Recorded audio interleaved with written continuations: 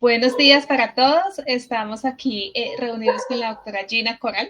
Ella es psiquiatra de la Universidad Nacional de Colombia y queremos hablar un poco acerca de la relación médico-paciente cuando el paciente pertenece a una comunidad indígena.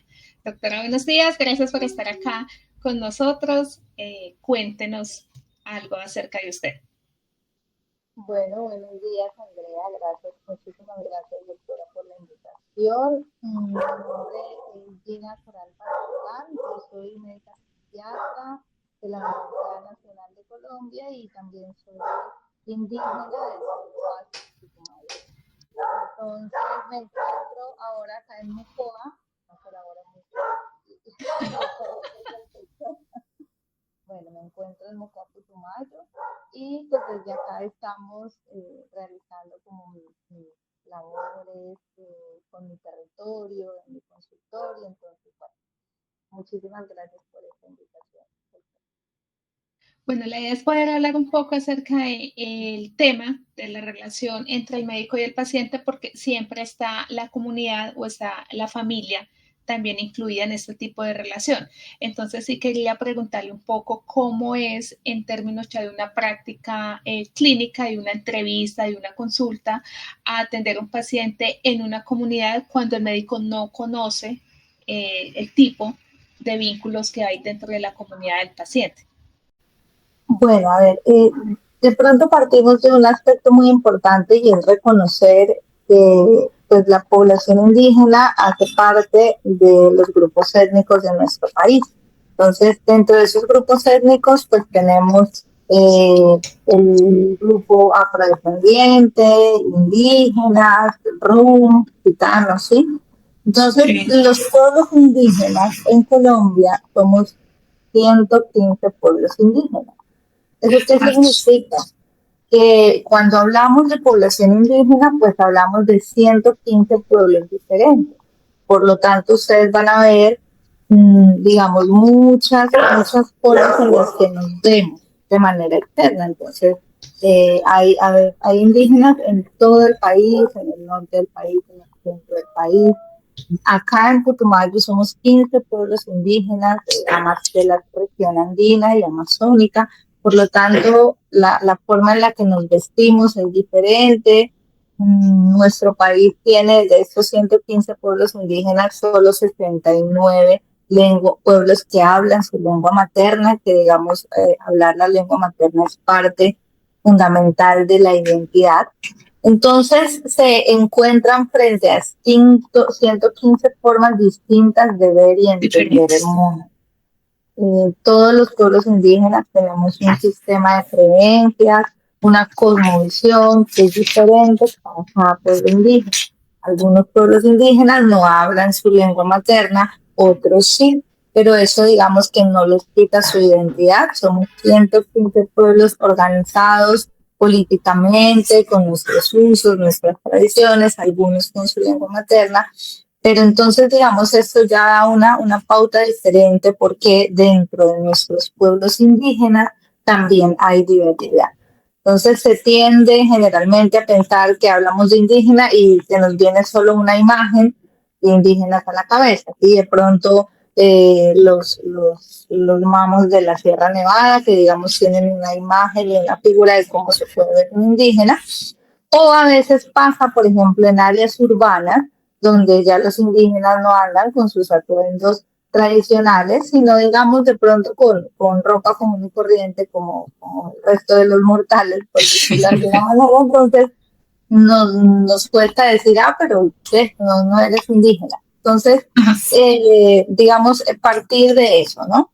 Que hoy somos indígenas en todos los contextos, no solamente en los contextos rurales, porque se tiende a pensar que solo estamos en nuestros resguardos, y no, hoy por fortuna, o digamos que más bien como resultado de toda nuestra historia, los indígenas nos encontramos en todas partes.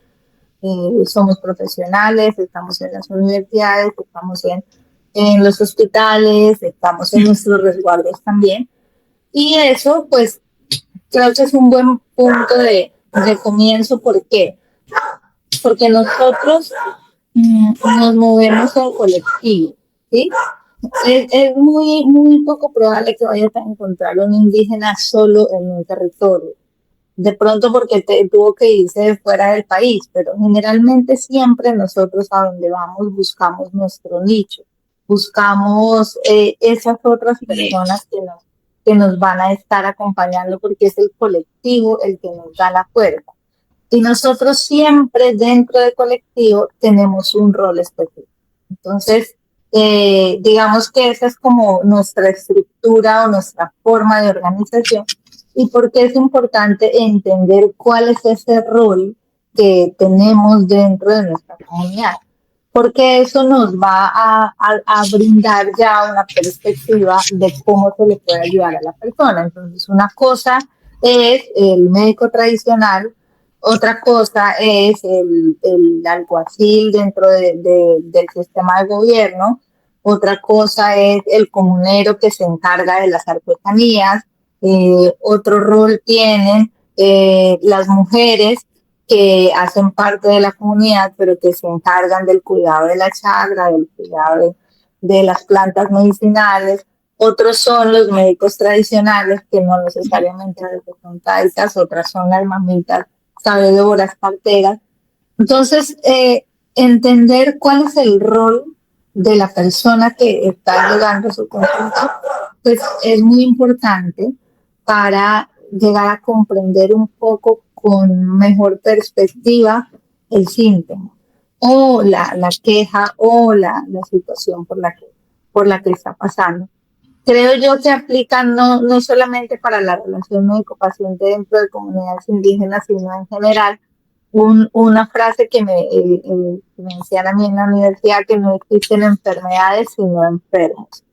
Entonces, es importante, como no existe solamente enfermedades, sino lo que existe es la individualidad de cada persona para vivir el síntoma y para expresar la enfermedad, pues se hace muy importante entender esta persona que pertenece a una comunidad indígena, de qué comunidad indígena es, ¿sí?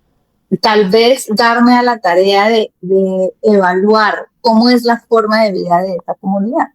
Porque en nuestro país todavía existen pueblos indígenas, por ejemplo, que son nómadas, ¿sí? Ujú. Y el hecho de ser nómada te da una forma de vida distinta, ¿sí? Entonces, por ejemplo, yo pongo en contexto a veces con las personas que pertenecen a uno de los pueblos indígenas de nuestro país, que es el pueblo Embera Dovida, que son los que popularmente pues están como en algunas de las grandes ciudades. Y el pueblo Embera se ha caracterizado, o sea, el pueblo Embera era un pueblo nómada, que hoy es, digamos que semi nómada o semi sedentario, que por todo el proceso de desterritorialización, ellos fundamentalmente vivían de la casa, ellos no son tan sembradores de la tierra, no son tan agricultores, entonces al vivir de la casa eso te da un sistema de creencias diferente en el que tú vives del día a día. Okay. Entonces este sistema cultural a ellos les ha generado mucha dificultad entender y sobrevivir en este sistema económico dominante, en el que tú trabajas, recibes un sueldo y entonces por eso dentro, claro, se ahorra, se organiza y por eso es que ellos, digamos que tienen un alto índice de mendicidad. ¿Sí?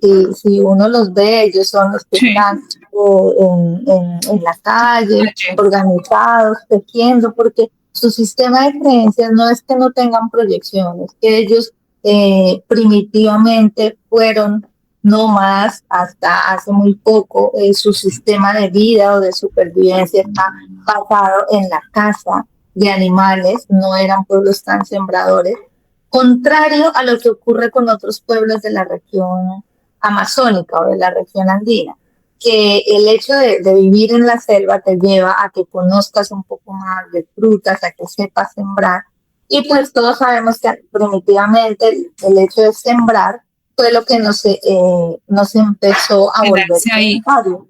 Sí. Entonces tú planeas, organizas, conoces la tierra.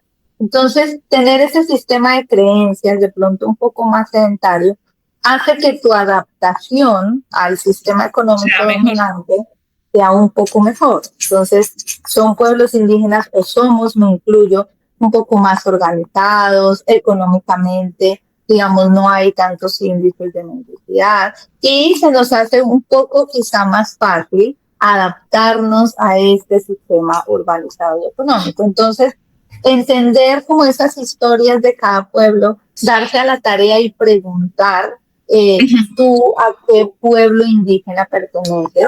Ellos generalmente a veces, ¿no? Saber si hablan o no la lengua materna. Entonces preguntar, las personas lo dicen, bueno, ¿tú qué eres? Soy Embera, soy Inga, soy Cantá, soy Pastos, soy Arhuaco, soy Cogi. Entonces, digamos, eso te permite a ti saber un poco eso, de qué pueblo indígena eres. Y si habla la lengua materna, por ejemplo, también te da una perspectiva de, bueno, ¿y a qué te dedicas dentro de tu comunidad? También, eso es muy importante. Eso ya te da a ti una perspectiva de lo que la persona hace, de cómo puede ser su sistema de vida o su forma de vivir. Cuando estamos en la consulta, que de pronto uno no sabe muy bien cómo el rol del médico tradicional o lo que hace, digamos, el taita dentro de la comunidad, cuando uno, digamos, da unas recomendaciones médicas muy a lo de su universidad, ¿sí? Como que siga esa recomendación, siga esta fórmula médica, pero cómo entender, digamos, en ese momento, cómo se puede comprender realmente esa unión, que será la mezcla de las dos medicinas. Uh-huh. Y que yo creo que es muy importante porque si los médicos convencionales te divorcian de estos saberes tradicionales o estos saberes ancestrales, pues si lo que quieres es ayudar, pues hay menos probabilidades que lo logres. Sí. Sabemos que obviamente dentro de nuestros conocimientos tradicionales, porque Colombia toda es diversa, es indígena, pero hay muchos saberes tradicionales que la gente sigue, incluso si no sea indígena, si no pertenezca a ningún grupo de derechos. Algunas recomendaciones de estas tienen una evidencia científica incluso, y sabemos que otras no, porque se ha estudiado desde la medicina convencional, que de pronto no tienen tanta evidencia científica. Pero más importante que eso es no divorciarse y no pelearse por esa diferencia. Yo fundamentalmente lo que les recomiendo a los médicos cuando están en esta intervención es primero preguntar si ya ha consultado a algún guía de su comunidad, algún médico de su comunidad, y cuál ha sido el tratamiento que ha recibido. ¿Sí? Okay. Obviamente con mente de principiante. Sí. ¿No? Con mente de principiante de que, ver, qué chévere, ¿no? Y qué más hicieron, qué más quería tomar, qué planta tomaste, bueno, en fin, ¿por qué? Porque así tú no tengas ni idea de cuál sea el tratamiento que está haciendo el médico tradicional. Solo el hecho de preguntarlo, de interesarte, de por cómo se hizo el tratamiento, en qué te ayudó, te sirvió en esto, te sirvió en lo otro, ya le genera confianza al paciente. ¿Sí? Porque yo tengo muchísimos pacientes que me dicen que ni le dicen nada al médico porque los regaña, así de sencillo. Sí. No, yo que le voy a contar eso al médico porque el médico me regaña. Entonces es un poco invitar a ir como con mente de principiante, como con esa curiosidad del que está aprendiendo algo nuevo, y de hecho incluso no estás partiendo de descalificar lo que hacen nuestros médicos tradicionales, sino por el contrario, de ver qué chévere. Yo, por lo menos muchas de las cosas que hacen ahí, yo las puedo implementar también con mis pacientes.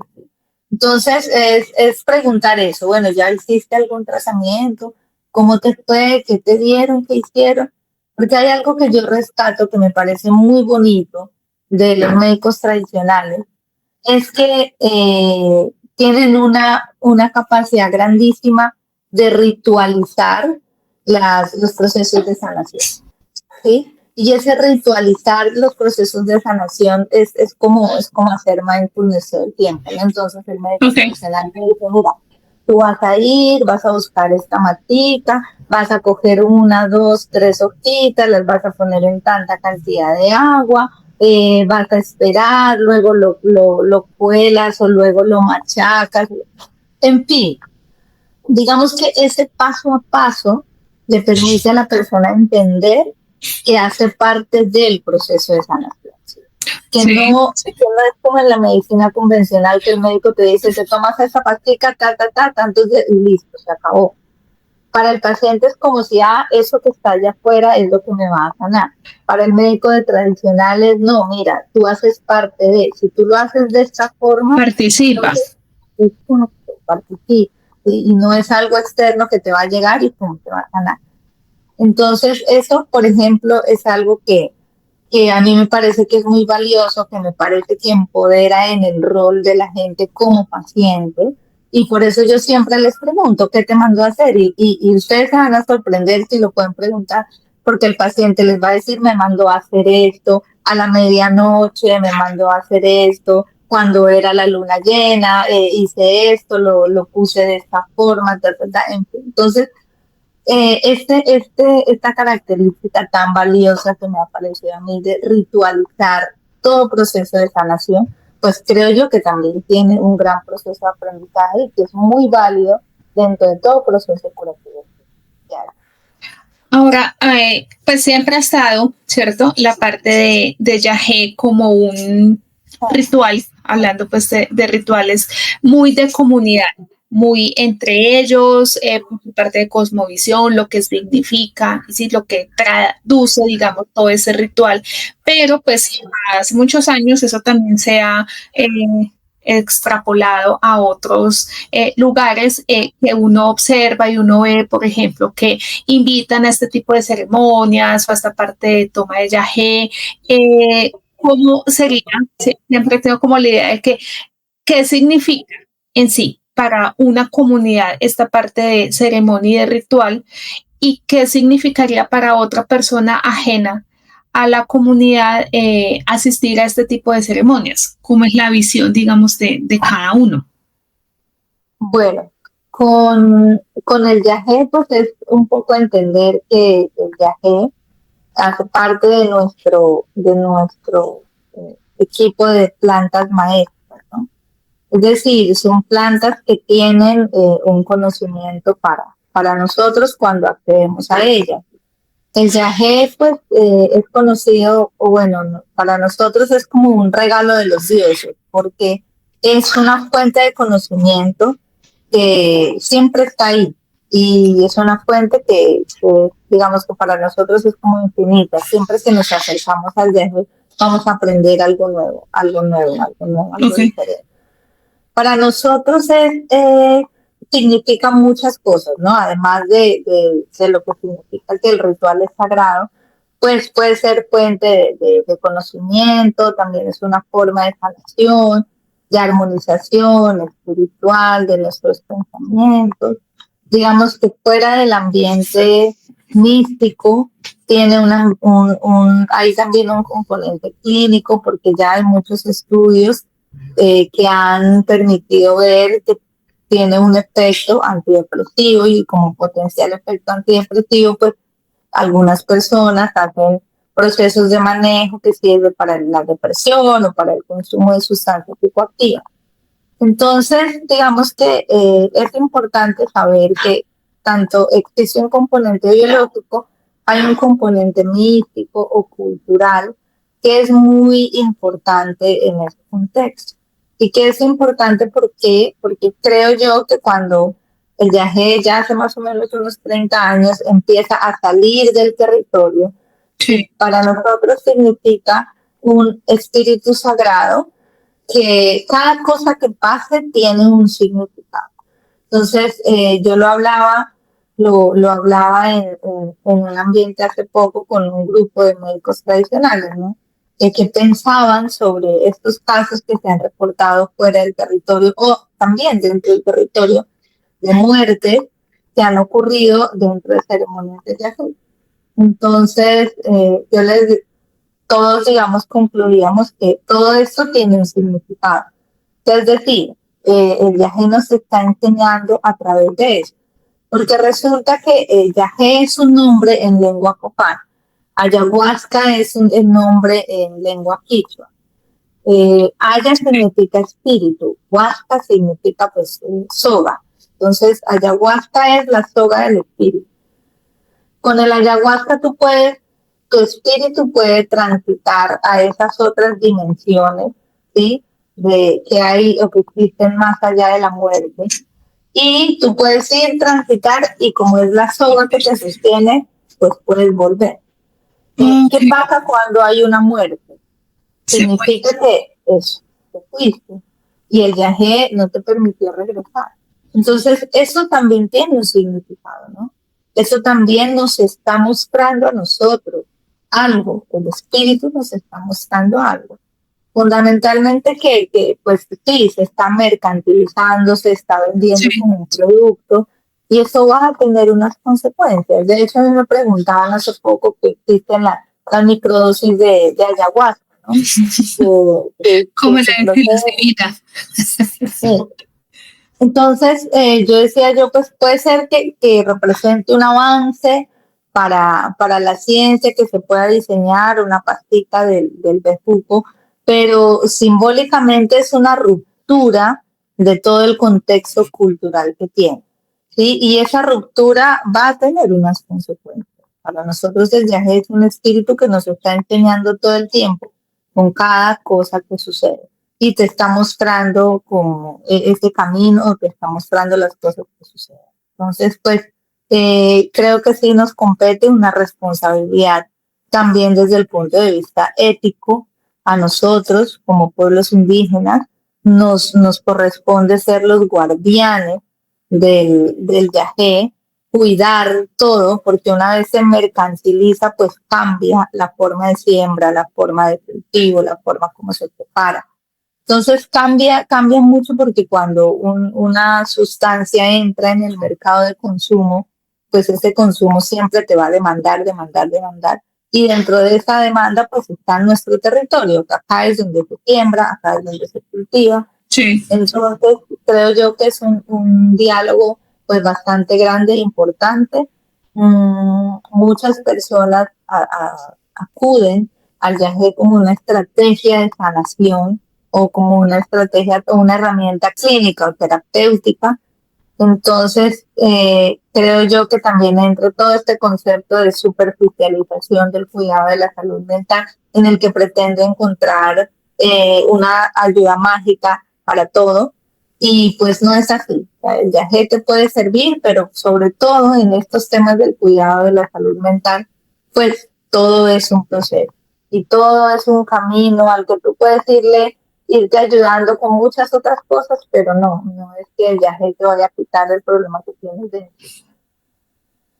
Y ya como finalizando, el mensaje de realmente pensar que este tipo de ceremonias es una ayuda, más no pues es una solución.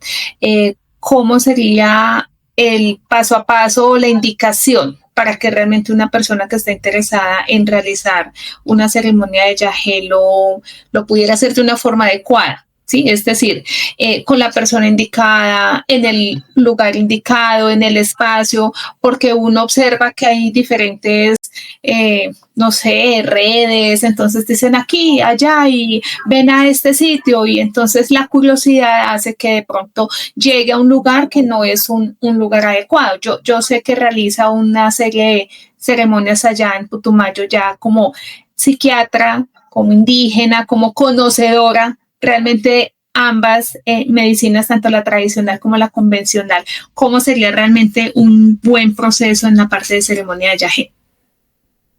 Pues un buen proceso es primero que esa decisión de acercarte a la medicina tradicional venga pues como de un llamado interno, ¿no?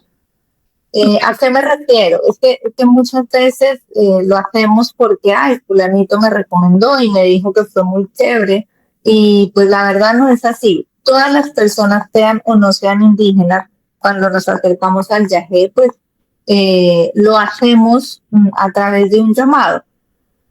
Que sentimos ese llamado puede ser de muchas maneras, ¿no? Ese llamado puede ser a través de cómo me siento, ese llamado puede ser también a través de lo que veo, pero no porque alguien me está diciendo e incitando vamos y vamos y vamos. Es decir, que ustedes puedan ser capaces de reconocer cuál es esa necesidad que los está acercando.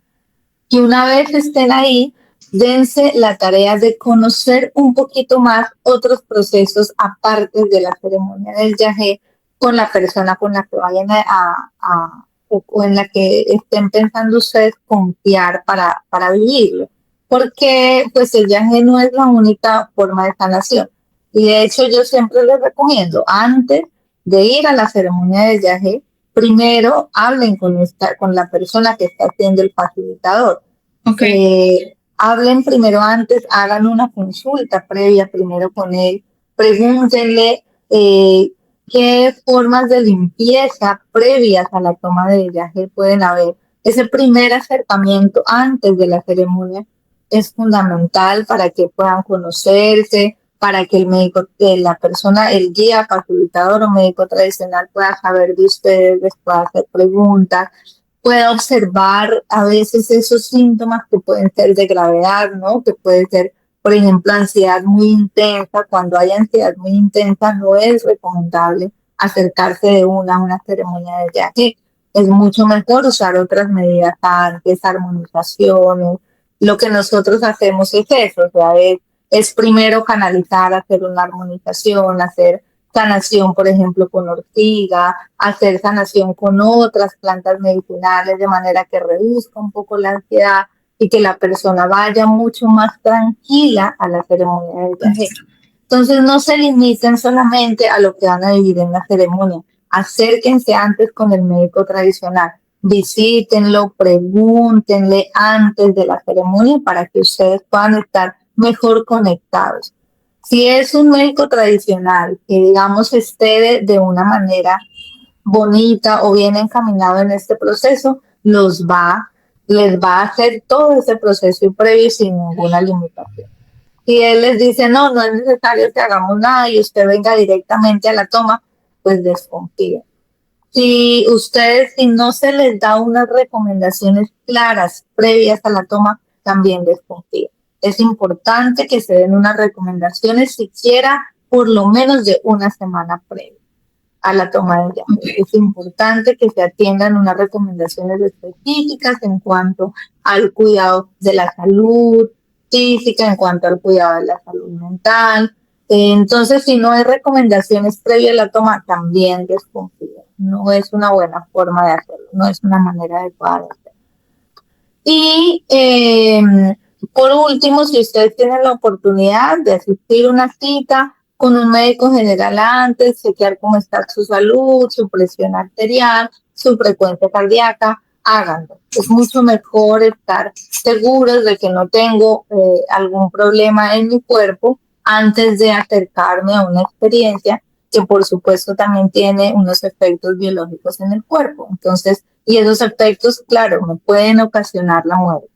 Que es un desenlace que no es el común ni el esperado para todo el mundo, pero que al ser un riesgo que puede presentarse, pues es mucho mejor tener los cuidados. No significa que le pase a todo el mundo. De hecho, cuando se han podido hacer estos estudios, las causas de muerte no tienen que ver directamente con el yagé, sino con que había otras circunstancias que no se cuidaron muy bien. Entonces, por ejemplo, una persona que tiene diabetes y que va a tomar yagé, pues tiene que cuidar muy bien su estado de hidratación. ¿Por qué? Porque el yagé produce un estado de deshidratación y es un estado largo, por lo menos de más de 12 horas. En ese estado de deshidratación, pues la persona puede presentar una crisis de su enfermedad y esa es la razón por la que fallece. Entonces, no es tanto la sustancia en sí, sino todos los cuidados que hay alrededor de él. Ok. Bueno, muchísimas gracias por el tiempo, por la explicación. Como siempre, muy querida, muy amable. Esperamos en algún momento tenerla acá en Armenia para poder ampliar todo este tipo de información. Con todo gusto. Muchísimas gracias, Andrea, y pues bueno, espero que esta información haya sido muy útil para ustedes. Gracias, doctor. Gracias, buen día. Chao.